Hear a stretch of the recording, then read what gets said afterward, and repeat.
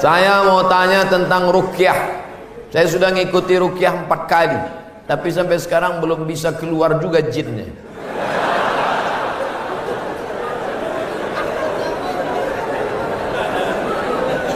Nanti pergi ke Pekanbaru, mana tahu hari libur, di belakang Hotel Premier ada Masjid Al-Falah.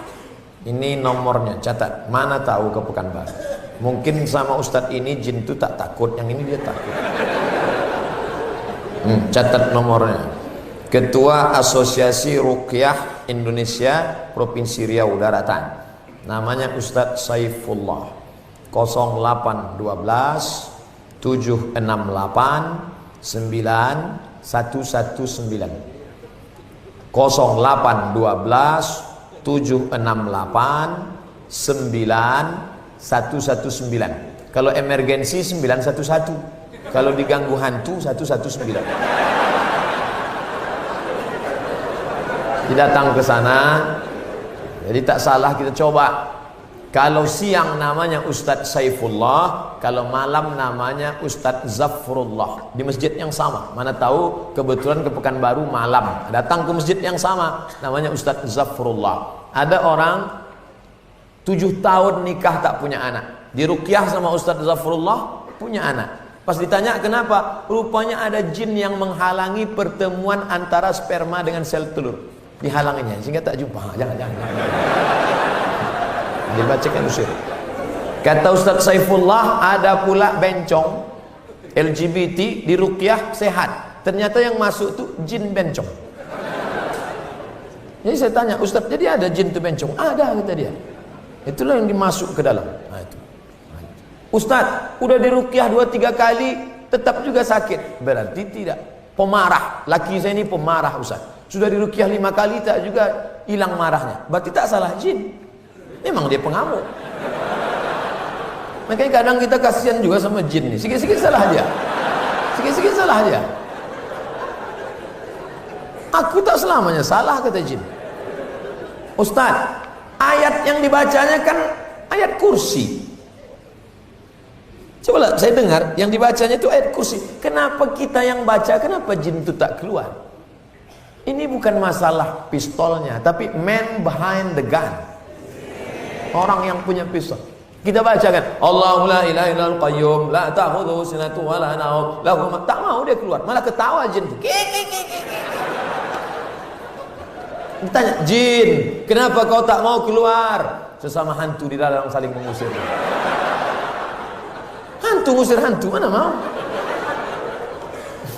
Yang membaca itu ulahnya 11-12 macam hantu.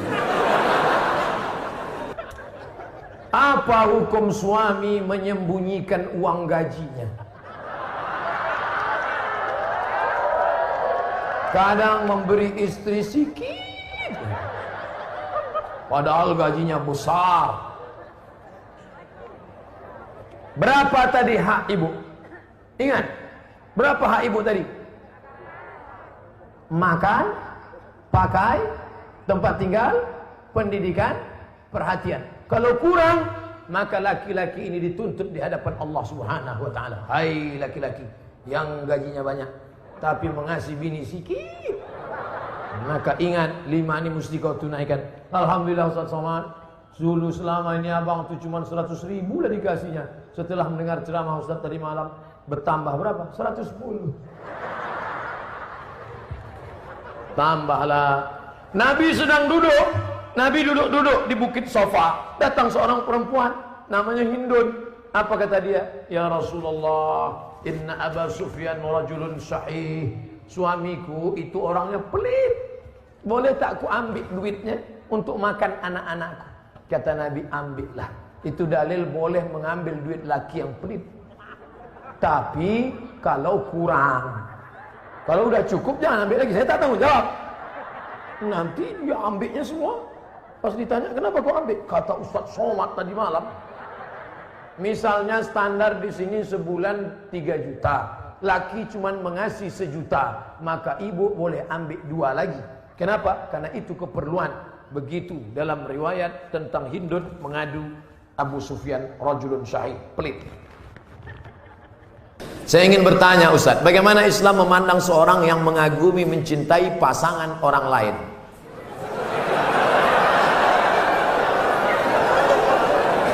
Bagaimana pula jika orang itu memiliki perasaan yang sama dengan kita?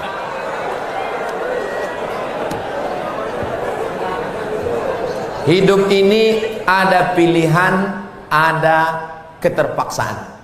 Hidup ini ada pilihan, ada keterpaksaan. Saya mau ceramah antara duduk dan berdiri. Pilihan atau keterpaksaan? Pilihan. Ustadz mau duduk atau berdiri? Saya pilih berdiri. Kenapa Ustadz pilih berdiri? Menunjukkan bahwa saya masih muda, masih sehat. Antara minum atau tidak minum. Pilihan atau keterpaksaan? Pilihan. Minum atau tidak, terserah saya. Mau saya minum, mau tidak. Itu pilihan saya. Nah, masalah cinta. Cinta itu pilihan atau keterpaksaan? Cinta tidak pilihan.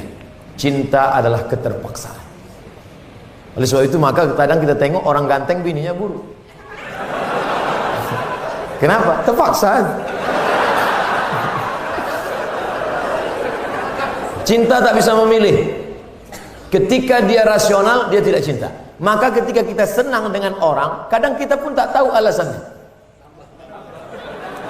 Kenapa kita tiba-tiba senang dengan orang? Nah, cinta tidak bisa memilih. Ketika kita suka dengan orang, apakah kita berdosa? Tidak. Karena rasa itu ada tumbuh di dalam. Suka tidak berdosa. Ketika dia berubah menjadi action, baru berdosa. Suka kita dengan orang, tak dosa. Tapi ketika kita dekati, minta nomor HP-nya, baru dosa. Lalu cinta itu apa? Cinta kepada anak gadis orang belum menikah, kita bisa nikahi dia. Yang jadi masalah bagaimana kalau cinta sama bini orang? Oleh sebab itu maka rasa itu mesti dibuang, karena dia adalah bagian dari ujian. Ujian. Jangan dipeturutkan. Dipeturutkan, didekati, apalagi sekantor. Witing trisno jalaran suko kulino. Kita tumbuh hanya sering kena. Berawal dari 6. Pertama, nazratun, pandangan. Setelah lama memandang, fabtisamun, senyum. Setelah senyum, fasalamun, selamat pagi, good morning. Setelah salam, fakalamun, kerja di mana? Di BP, sekantor ya. Setelah fakalamun, famau'idun, janjian. Bisa ketemu kita nanti siang? Oke. Sukanya makan apa? Ayam panggang. Sana kalau gitu, iya. Faliqaun, pertemuan. Setelah pertemuan, bekerjalah setan, lalu kemudian makan bersama, makan siang. Apa kata orang Inggris? No free lunch. Tak ada makan siang yang gratis. Akhirnya terjadilah apa yang terjadi. Maka kalau ada bibit-bibit itu terasa di dalam, tekanlah dia, jangan lagi pandang, jangan diperturutkan. Itulah nilai jihad. Bukan jihad berdarah-darah melawan Belanda, tapi jihad hawa nafsu yang justru jauh lebih besar. Melawan meriam Belanda banyak orang tahan, meriam Belina payah. Bagaimana hukum kita sholat berjamaah di suatu lapangan, terus sopnya putus-putus? Mohon penjelasannya Pak Ustaz. Sawus sufuf, luruskan sop. Fa inna taswiyatas sufu min tamamis sholah. Lurusnya sop bagian dari kesempurnaan. Sholatnya sah, tapi kurang sempurna. Sholat tadi berjamaah di sini sah, tapi kalau putus-putus kurang sempurna. Imam, luruskan dulu, tengok. Saya sholat di Masjid Istiqomah di Bengkalis. Apa kata imam? Luruskan sholat, matikan HP.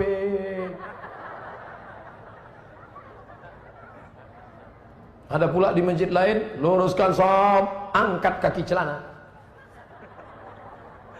Ada pula di masjid di Dumai lain lagi, luruskan sholat, simpan batu cincin. Saya tanya, Pak Imam, kenapa lain ini? Iya Pak Ustaz, batu cincin ini membuat orang tak khusyuk. Waktu tasyahud tengok, sudah ada ini. Tapi tiga-tiganya sepakat bahwa luruskan sop. Cara meluruskan sop itu Pak Ustaz, ujung kaki di ujung tumit, ujung kaki di ujung sop. Kiblatnya ke sana. Ini ujung sajadah, tumit. Nah, tumitnya yang rata. Takut pula terlentang. Tumit. Jadi yang rata itu tumitnya. Adapun ujung kakinya ya tergantung kaki masing-masing, kan? Kalau kakinya panjang, panjang. Kalau pendek, pendek. Mangkibun bimangkibin. Bahu rapat dengan bahu. Bahu bersentuh dengan bahu. Bersentuh dengan bahu. Saya kalau bahu saya disentuh orang, saya tak. Cuman kalau kaki kadang disentuh, geli kita. Nah, jadi kalau ada kawan, kita senggol kakinya sekali, dia geser, jangan disenggol lagi. Nanti asik ngurus kaki. Saya khawatirnya dia preman baru tobat. Begitu kita dipijakkannya, gitu. Bertinju kita di masjid. Kalau sampai kita bertinju di masjid, nanti yang ketawa yang tak ke masjid. Kenapa orang itu bertinju di masjid? Gara-gara kaki. Untung kita tak ke masjid. Lepak balak 6. Nah, jadi bahu rapat dengan bahu, kaki rapat-rapat sedikit lah. Kalau dia risau atau setempel. Setelah itu barulah imam angkat takbiratul ihram. Allahu Akbar. Bagaimana hukum suntik rubella yang belum sertifikasi halal MUI? Sampai sekarang Majelis Ulama Indonesia tidak mengeluarkan sertifikat halal sampai hari ini. Itu yang disampaikan oleh Sekjen MUI, Wakasekjen MUI, Kiai Haji Dr. Kiai Tengku Zulkarnain. Oleh sebab itu kalau ada yang memakai itu alasannya karena darurat. Karena kata dia kalau tidak disuntikkan ini anaknya sakit cacat, mati. Kita kalau dipilih antara dua, mati atau makan babi, pilih mana? Makan babi. Tak boleh pilih mati. Masuk ke dalam hutan, pilihan cuma dua, mati sama makan babi. Kau pilih mati atau makan babi? Aku mati aja lah, tak boleh. Mesti makan babi. Ambil kecap, colek-colek babi itu.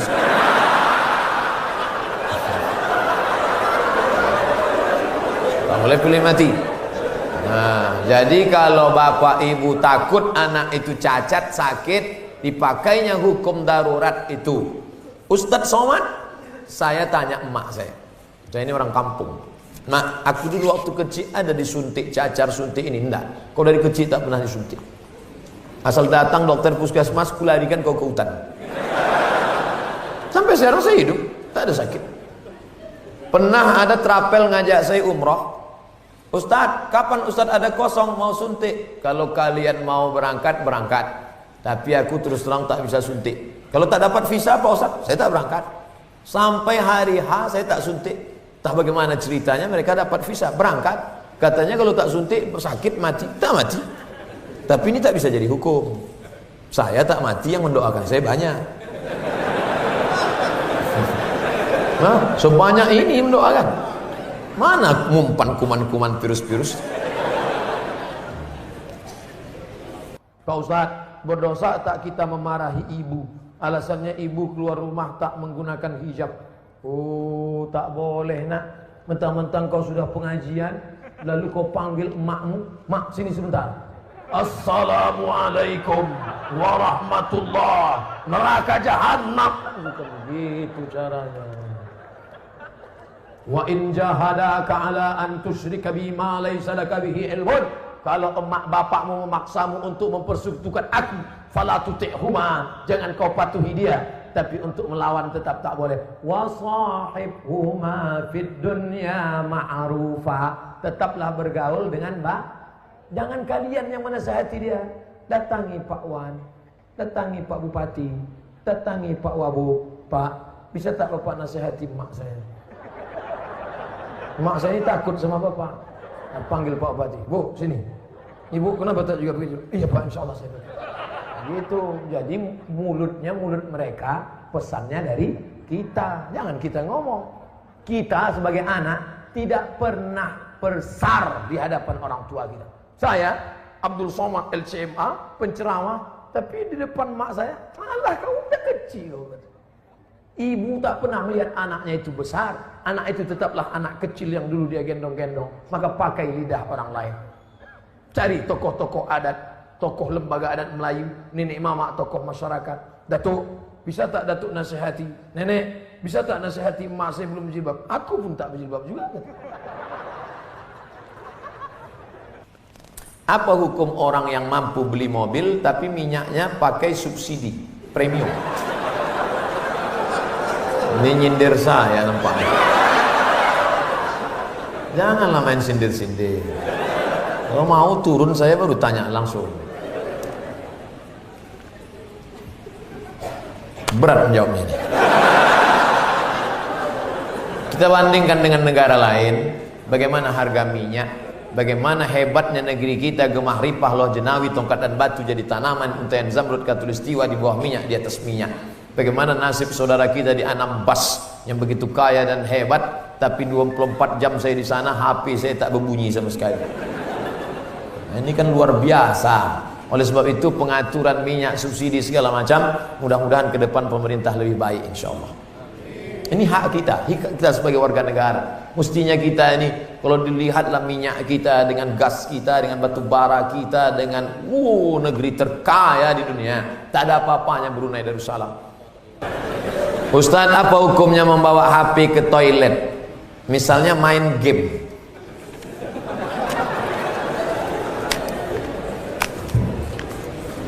Ada orang buang air besar sambil main game. La ilaha illallah Muhammadur Rasulullah. Fokus sajalah di satu pekerjaan. Tak usah lain-lain. Pak Ustadz, saya mau nanya, apakah orang yang bertato itu tidak diterima sholatnya? Ada orang pakai tato, apa tulisan tatonya? Orang yang bertato tidak diterima sholatnya.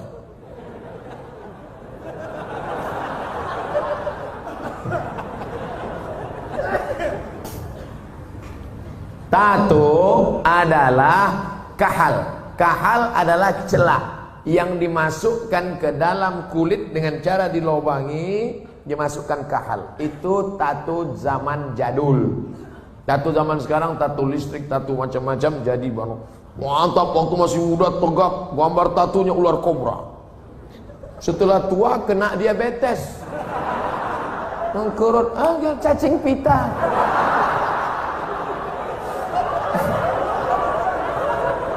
Sebelah kanan gambar burung gagak yang sedang ingin terbang menangkap serigala. Tiba-tiba karena sudah tua, kurus, keriput, gambar burung puyuh. Dulu preman tengik, sekarang tobat. Nah, apakah setelah tobat dia perlu menyetrika tatunya? Tobat, sekarang ada cacing pita, mau disetrika lurus. Maka saudara-saudaraku yang sudah bertato tidak perlu menyetrika tatonya, wuduknya sah, air wuduknya masuk, sudah dikaji oleh para ulama, tidak perlu membuang tatonya. Hanya saja kalian yang dulu mantan-mantan petato perlu membuat komunitas tato tobat, KTT. Disangka orang konferensi tingkat tinggi. Ternyata komunitas tato tobat. Yang nggak punya tato nggak boleh masuk. Ada yang tatonya seperti Yakuza, ada bertato semua, ada sebelah mukanya tato semua isi. Tiba-tiba ada satu pesertanya nggak punya tato. Loh, sampai nggak ada tato kok bisa ikut? Ternyata tatonya cuma satu tai lalat. Dulu pengen jadi Rano Karno, nggak jadi. Dulu, sama-sama dulu kan ada anak-anak muda ingin jadi Rano Karno, disuntik, ambil jarum, tusuk, kasih spidol. Ustaz kok tahu? Saya dulu nyoba juga. Nggak jadi. Nah, bagi yang belum punya tato, jangan buat tato. 5. La'anallahul wasimat, Allah melaknat yang tukang buat tato. Wal mutasimat, minta buatkan tato. Wal mutanammisat, yang mencabut. Ini alis atau bulu mata? Alis, mencabut alis. Ini jangan dicabut. Ini mau nikah, wah dicabut, cabut. Gak mempan cabut, dicukur. Wah, hilang. Tukang buat tato, minta buatkan tato, mencabut bulu mata, alis mata. Wal mutafallijat, mengotak-atik gigi. Gigi sudah bagus, dia otak-atik, kecuali giginya memang gak wajar. Setiap melihat dia senyum, pingsan 3 orang. Hai, pingsan. Itu boleh. Pakai kawat. Dulu seingat saja kawat itu kan untuk pagar. Sekarang gigi pakai kawat. Hari Senin ungu, hari Selasa merah, Hari Rabu pink setiap ketemu. Itu nggak boleh, mubazir, sakit. Pokoknya merubah yang nggak wajar jadi wajar, boleh. Merubah yang nggak normal jadi normal, boleh. Tapi yang sudah normal jadi abnormal, nggak boleh. Nah, oleh sebab itu yang bertato, kalau ada imam kita bertato, nggak usah dipermasalahkan. Nanti selesai sholat, ini sholat kita sah nggak ya? Nampaknya nggak. Pokoknya baik-baik semua. Kalau orang tua saya sebelum meninggal berwasiat kepada saya untuk pergi haji, apakah saya harus memenuhi wasiat itu? Apa tidak? Sedangkan saya belum naik haji. Bagaimana balasan? Dia wasiat aja gini. Duh, iki ono uang 50 juta. Nanti kalau saya meninggal, kamu harus menghajikan saya. Anak ini bolehkah menghajikan bapaknya? Boleh, dengan syarat dia haji dulu. Namanya badal haji. Nah, boleh nggak dia pakai uang ini untuk berangkat haji dia? Nggak boleh, karena uang ini untuk menghajikan bapaknya. Oh, rupanya mikrofon ini nggak boleh kuat-kuat, karena bapak ini menghajikan. Maka dia nggak boleh menghaji.